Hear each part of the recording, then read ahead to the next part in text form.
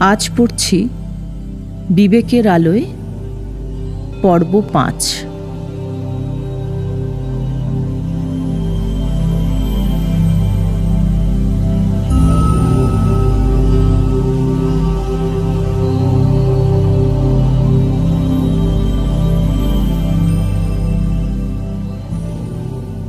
সাংখ্য দর্শন মতে প্রকৃতি ৩টি উপাদানে গঠিত।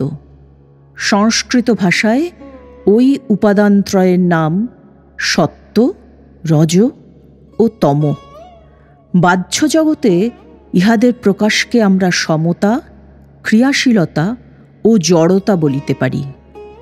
তমগুণের লক্ষণ অন্ধকার বা কর্মশূন্যতা, রজ কর্মশীলতা, আকর্ষণ ও বিকর্ষণ রূপে প্রকাশিত, আর সত্ত্ব ওই দুই গুণের সাম্যাবস্থা। প্রত্যেক ব্যক্তির ভিতরেই এই শক্তিত্রয় রহিয়াছে। কখনো তম প্রবল হইয়া উঠে, আমরা আলস্যপরায়ণ হই, আমরা যেন আর নড়িতে পারি না, নিষ্কর্মা হইয়া যাই। কতকগুলি ভাবের অথবা শুধু জড়তার বন্ধনে আবদ্ধ হইয়া পড়ি। আবার কখনো কখনো কর্মশীলতা প্রবল হয়, অন্য সময়ে আবার উভয় ভাবের সাম্য বিরাজ করে, মনে শান্ত ভাব আসে। আবার ভিন্ন ভিন্ন ব্যক্তিতে সচরাচর এই উপাদানত্রয়ের কোনো একটির প্রাধান্য দেখা যায়। একজন হয়তো কর্মশূন্যতা, আলস্য ও জাড্য লক্ষণান্বিত, অপরের প্রধান লক্ষণ কর্মশীলতা, শক্তি, মহাশক্তির বিকাশ। আবার কাহারও ভিতর আমরা শান্ত, মৃদু, মধুর ভাব দেখিতে পাই। ইহা ওই পূর্বোক্ত গুণদ্বয়ের অর্থাৎ ক্রিয়াশীলতা ও নিষ্ক্রিয়তার সামঞ্জস্য। এইরূপে সমুদয় সৃষ্ট জগতে পশু, উদ্ভিদ, মানুষ সকলের মধ্যেই আমরা এই বিভিন্ন শক্তির কম বেশি প্রকাশ দেখিতে পাই। এই ত্রিবিধ গুণ বা উপাদানই বিশেষভাবে কর্মযোগের আলোচ্য বিষয়। উহাদের স্বরূপ ও ব্যবহারের কৌশল শিখাইয়া কর্মযোগ আমাদিগকে ভালোভাবে কর্ম করিতে সাহায্য করে। মানব সমাজ একটি ক্রমনিবদ্ধ সংগঠন। উহার অন্তর্গত ব্যক্তিগণ সকলেই যেন এক এক শ্রেণীতে ও বিভিন্ন সোপানে অবস্থিত।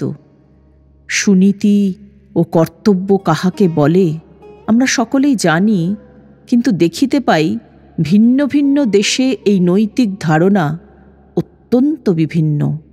এক দেশে যাহা সুনীতি বলিয়া বিবেচিত হয়, অপর দেশে হয়তো তাহা সম্পূর্ণ দুর্নীতি বলিয়া পরিগণিত।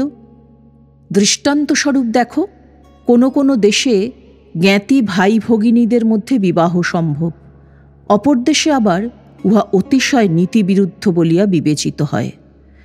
কোনো দেশে পুরুষ নিজ ভ্রাতৃবধূকে বিবাহ করিতে পারে, অপর দেশে উহা নীতিবিরুদ্ধ। কোনো দেশে একবার মাত্র বিবাহ সম্ভব, অপর দেশে বহু বিবাহ প্রচলিত। এইরূপে আমরা সদাচারের অন্যান্য বিভাগেও দেখিতে পাই যে উহার মান দেশে দেশে অতিশয় ভিন্ন। তথাপি আমাদের ধারণা সদাচারের একটি সার্বভৌম মান ও আদর্শ আছে। কর্তব্য সম্বন্ধেও এইরূপ।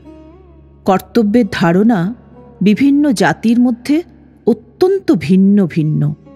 কোনো দেশে যদি কেহ কার্যবিশেষ না করে, লোকে বলিবে সে অন্যায় করিয়াছে। অপর দেশে আবার ঠিক সেই কার্যগুলি করিলেই লোকে বলিবে সে ঠিক করে নাই। তথাপি আমরা জানি কর্তব্যের একটি সর্বজনীন ধারণা অবশ্যই আছে।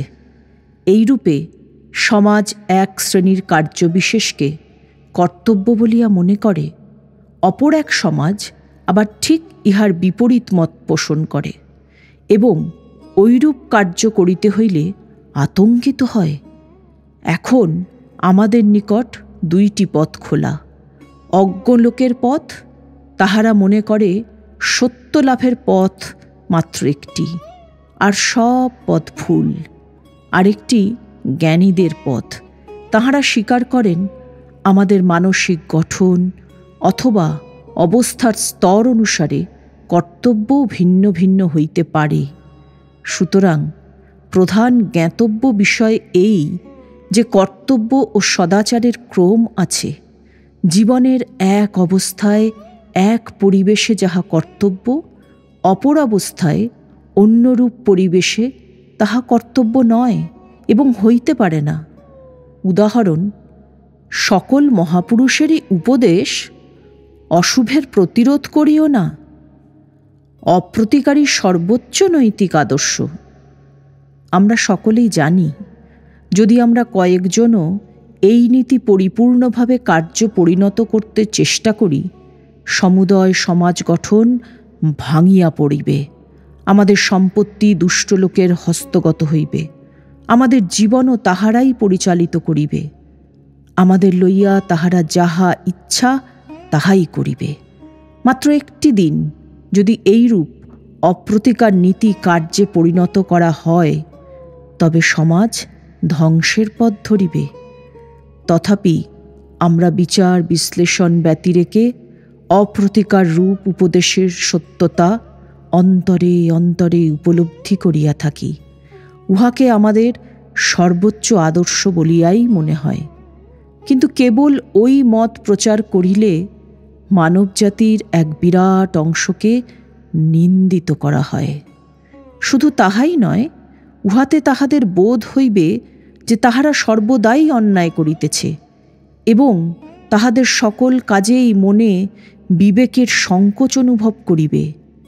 ইহা তাহাদের দুর্বল করিয়া দিবে এবং অন্যান্য দুর্বলতা অপেক্ষা প্রতিনিয়ত এইরূপ আত্মগ্লানি হইতে অধিকতর পাপ উদ্ভূত হইবে। যে ব্যক্তি নিজেকে ঘৃণা করিতে আরম্ভ করিয়াছে, তাহার অবনতির দ্বার উদ্ঘাটিত হইয়াছে। জাতি সম্বন্ধেও এই কথা সত্য।